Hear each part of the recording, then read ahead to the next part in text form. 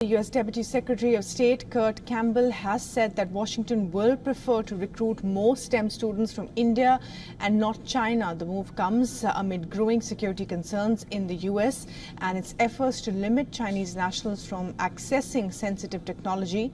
Campbell also called India an important U.S. security partner. The Deputy Secretary said that the U.S. is looking to welcome Chinese students to study humanities rather than science.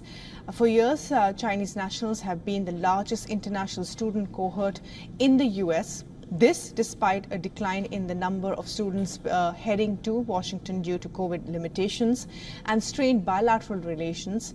In the academic year 2023-24, 290,000 Chinese students were enlisted in the U.S. universities as opposed to 270,000 Indian students.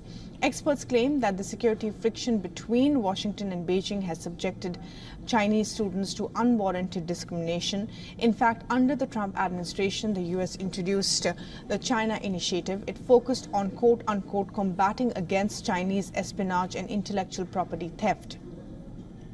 The initiative was brought to an end over concerns of racial profiling of Asian Americans. This after Joe Biden was elected president. Campbell said that under the Biden administration, U.S. universities made careful attempts to provide higher education to Chinese students while being careful of sensitive places like labs and if activities of quote-unquote some Chinese students. While the Deputy Secretary also added that the U.S. was being careful to not disturb ties with Beijing, and between the two, China is to be blamed for any fallout in academic, business or non-profit sector ties.